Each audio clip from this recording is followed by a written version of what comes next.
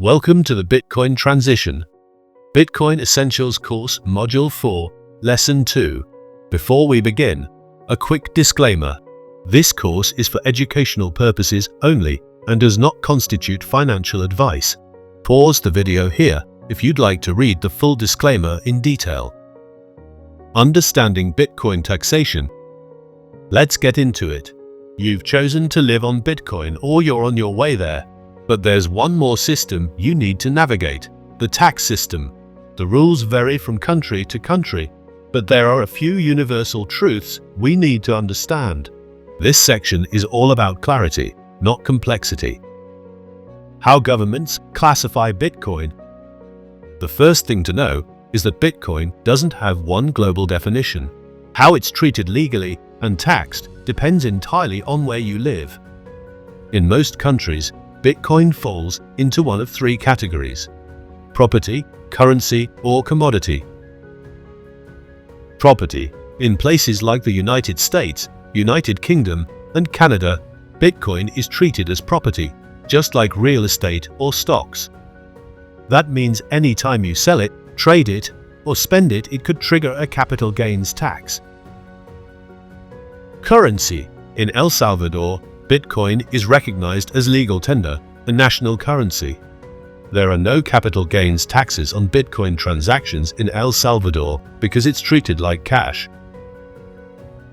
Commodity. In countries like Australia, Bitcoin is classified as a commodity similar to gold or silver. It's taxed based on use, capital gains when sold or traded, and income tax when earned or mined. Understanding how your country classifies Bitcoin is the first step to understanding your responsibilities and your opportunities. Now let's talk about what actually creates a tax liability. In general, buying Bitcoin with fiat isn't a taxable event unless you're getting it at a discount through work, barter, or below market value. But here's what is typically taxable. Selling Bitcoin for fiat, whether that's cashing out to your bank or converting to a stablecoin. This is a capital gains event. You'll pay tax on the profit if there is one. Spending Bitcoin on goods or services, like buying a laptop or paying for a flight.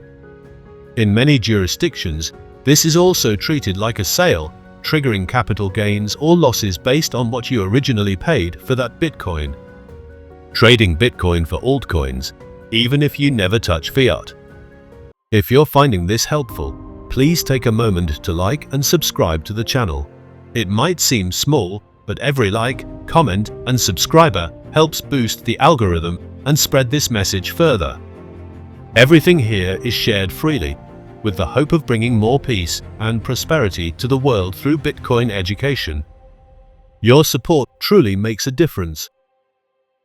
In most countries, this is seen as a disposal of your Bitcoin and could be taxed.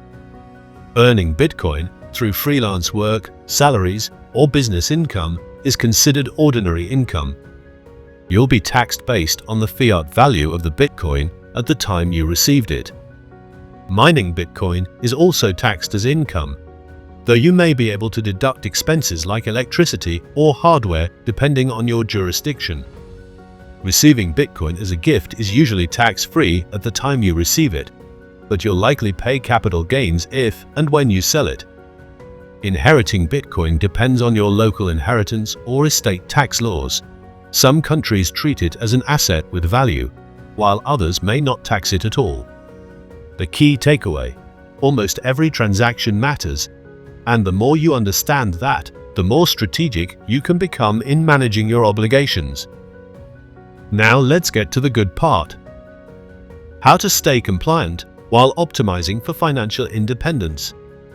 Here are some smart strategies. Hold long-term for capital gains benefits. In many countries, holding Bitcoin for over 12 months qualifies you for a lower capital gains rate or even tax exemption. This rewards hodling, not short-term speculation. Consider tax-efficient jurisdictions. Countries like El Salvador, Portugal, Switzerland, and the UAE offer favorable or zero capital gains tax on Bitcoin.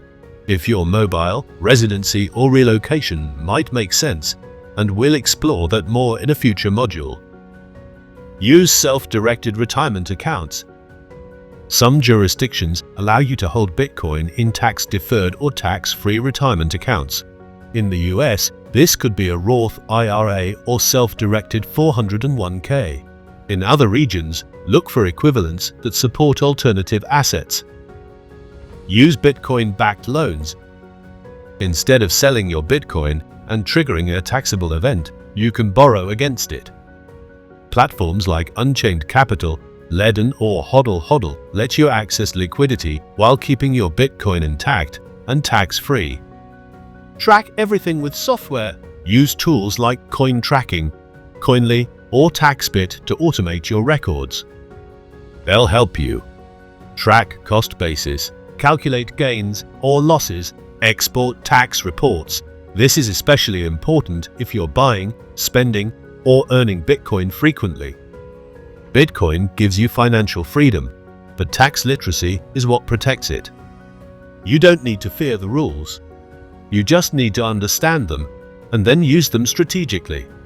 In the next section, we'll look at how to manage your Bitcoin life from a legal perspective, including banking, inheritance planning, and asset protection. Let's keep going. If you're finding this valuable, you'll love the full Bitcoin Essentials course, completely free over at thebitcointransition.org. Inside, you'll get structured lessons, downloadable resources, bonus content, and everything you need to start living on a Bitcoin standard. Head to thebitcointransition.org and get started today for free.